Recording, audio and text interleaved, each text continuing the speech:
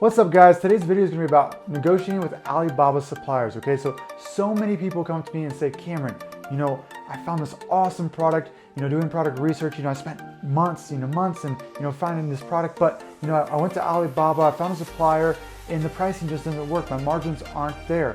It just sucks, right? So that's why I want to talk about, how to get your prices down, maybe just a little bit to make your product work, right? Or if you've been selling for a while, or you just, you sell tons of products, right? Where, you could really benefit from getting a lower price from your manufacturer, right? So if you want to negotiate a better price from your manufacturer, know how to do that step by step here. We'll do it by, 3 steps here today. This is a perfect video for you. So stay tuned. You won't want to miss this at all, okay? Before we get to those 3 steps, guys, I just want to say, anybody new to this channel, welcome in. My name's Cameron James. I'm a 7-figure Amazon FBA seller. Been doing this for about 3 years now. I started my senior year of college. I quit engineering school to do this full time, and I gotta say it's worked out very, very well. So if you want to follow my journey, get all the tips, strategies that I like to share on YouTube, then please subscribe down below. You will not regret that, I promise. But otherwise, guys, let's get into negotiating with suppliers on Alibaba and just Chinese suppliers in general, right? Okay, let's get to it. All right guys, for step number 1, this one might seem like a broad or generic term, or you might have heard it before, but I'm gonna tell you why it's so important and how to use it the most efficiently, okay? And that's to build a relationship with your manufacturer, but not only your manufacturer, but the agent you're using in talking to with that manufacturer, right? Because at the end of the day, they're the ones fighting for you and your cause, and you're getting that price down, okay? So the best thing you can do to start with this first step, right, is to act professional and be as professional as possible when you're first reaching out to these manufacturers, okay? And so, you guys might not know this, or you might, some of you might already know all about this, but when you first reach out to a manufacturer, you want to send them an RFQ, a request for quotation, right? So all this is really is an email kind of introducing yourself, right? Tell them what kind of product you're looking for, what kind of specifications you're looking for, and asking about price, right? How many units do you need to buy? What's their minimum MOQ, minimum order quantity, and what pricing does that look like, right? And so with this form, you want to introduce yourself as someone who's part of a bigger company, right? Because the bigger you look, the more likely they are going to pick you out of the huge stack of RFQs, right? They don't have stacks of paper anymore, but they're huge inbox of RFQs, right? So the bigger you look, the better company you look like, the ones that look like they're going to order more, the ones that look more professional, the ones that just look like better companies in general, are the ones they're going to reach out to first, okay? And so I'm not saying blatantly lie, say you own a multi-billion-dollar company, right? But you can say, I'm a representative for this company, whatever company it is, right? And say, the CEO wants, you, the representative, to reach out to this manufacturer to find a long-term, partner for this product, right? And so just by doing this, you're saying like, okay, there's multiple levels to this company. They must be pretty big. The more professional you sound like too, it's like, okay, they're used to kind of the corporate professionalism as well. So, don't give them abbreviations like, text messages like you and, what with no H, right? So make sure, you're sounding professional, right? Which most of you are going to be like, okay, Cameron, I get it. It's very simple. But next, I want to talk about something even more important with building relationships. I see this all the time with people, and I'm guilty of this too when I first started back in, I think early 2017. And that is, being very rude and disrespectful to, the agents and the manufacturer, right? I used to get so frustrated, with their broken English, right? Or they didn't understand my questions. I couldn't get anything done. My efficiency was down because, I couldn't get all the questions I wanted right away. And I was rude to them. I'm sad to admit it, but I was very rude. I just get angry and take it out on them. Well, I see this in a lot of other people too. They'll get frustrated and they'll attack the agent, that you're working with and the manufacturer, and you start yelling at them, through WeChat or Skype or wherever, right? And that's the wrong way to go, right? Because when you look at it, like, they're not going to want to negotiate with you if you're rude, disrespectful, right? And especially in Chinese culture where relationships are everything, right? I have manufacturers now who invite me over to their family's house. Like, when you come to China, you're welcome to my home. We'll cook you dinner and all this stuff, right? Because over the years we've built a nice relationship. And now when I say, hey, Margaret, right, or one of their Chinese English names, hey Margaret, I need 50 cents off these units since we're buying 2 times the amount. Can you work with me? What can you do, right? And now she's going to fight for me, to her boss and say, hey, Cameron needs 50 cents off these units, to make this pricing structure work or whatever. what can we do for him, right? She's up to bat for me, right? She's the one who's actually negotiating on my behalf, right? Because it's not really up to her. It's, it's about her boss. And she really cares about me and wants to keep this business relationship going. The more effort she's going to put into, going to bat for me, okay? So make sure you're being respectful. Ask about their families, right? Ask about their hometown. I always have them send me like pictures of their hometown, and they'll send me pictures of their commute to work. And it's so cool to see a day in their lives.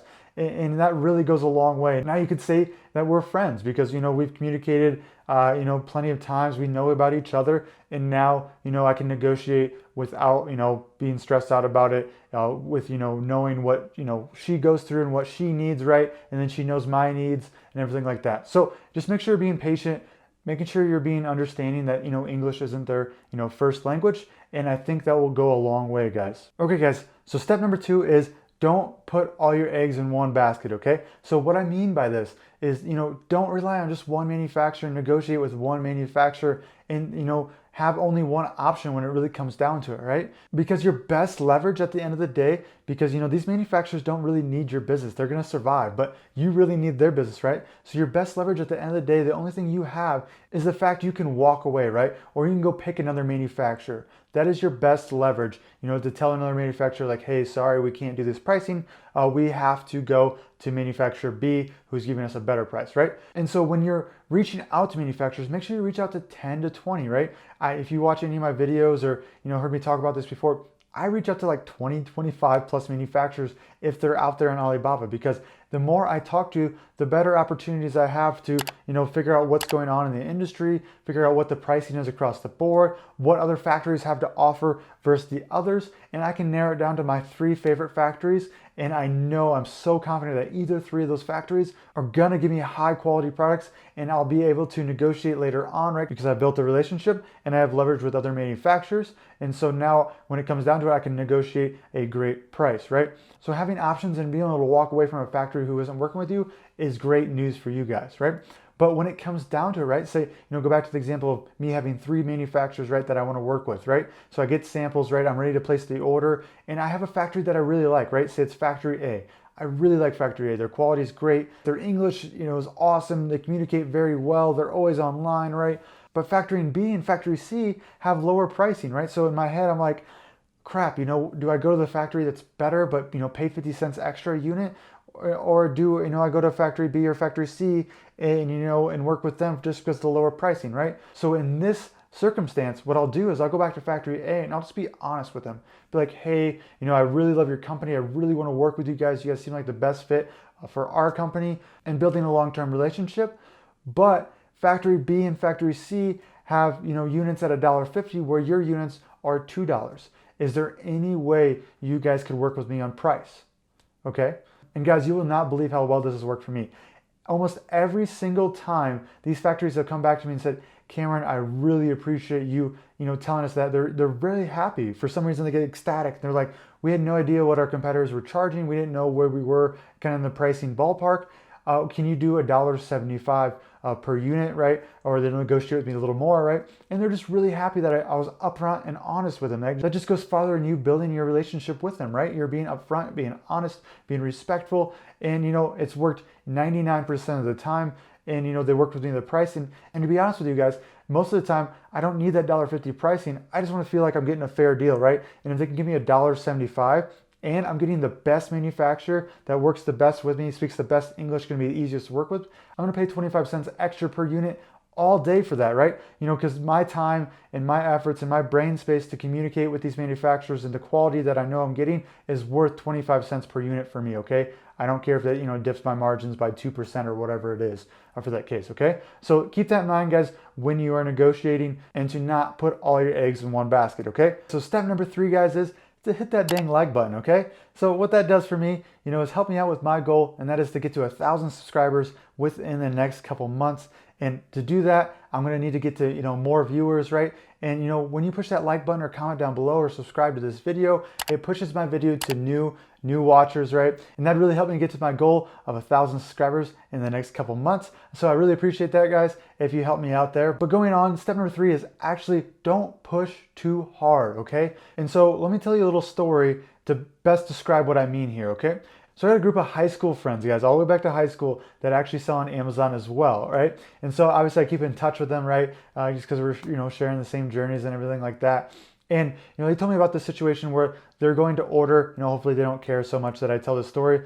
If not, I'm sorry, guys. But to go on, they're about to place their largest order for a product that was doing super well for them, right? I think it was up to like $50,000 or something like that. It was a huge order. It was the biggest one they definitely placed by far. And, they're working with the manufacturer and said, hey, we're buying all these goods. We need to get better pricing, right? And they pushed them and they pushed them and say, we have to get to this dollar amount. That way we can definitely leverage, our buying power, right? Because we're buying, $50,000 worth of goods. Well, eventually they pushed so hard, right, that the Chinese manufacturer said, yes, we'll work with you on this price. We'll give you this price. It sounded like they're very hesitant on it, but they finally said yes and they gave, okay?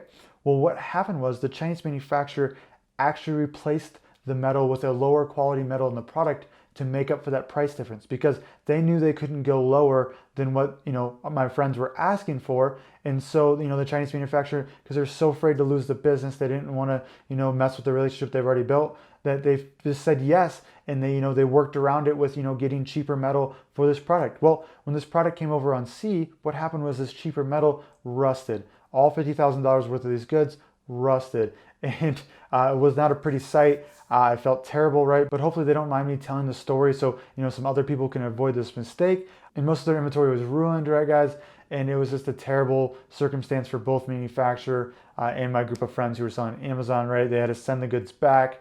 Hopefully they worked out everything there, but they were out of stock for 6 to 8 months or something like that. And they lost all momentum, right? So it was a terrible circumstance, and hopefully, you guys can avoid something like that in the future and don't push so hard. And remember, guys, I don't mind paying a little extra than other people, because when you're paying more for a product and that manufacturer knows it, you become priority number one for them, right? Because they're making more money on you, right? And so every time you place an order or you're talking to them, you're going to be on their priority number one list, right, guys? Because they're making the most money out of you.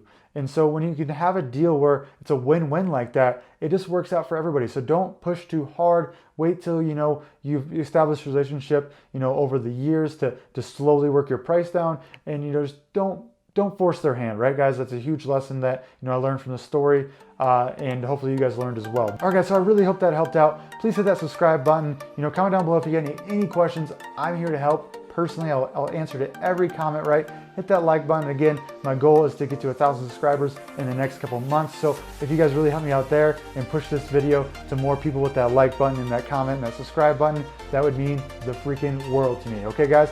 We'll see you on the next one.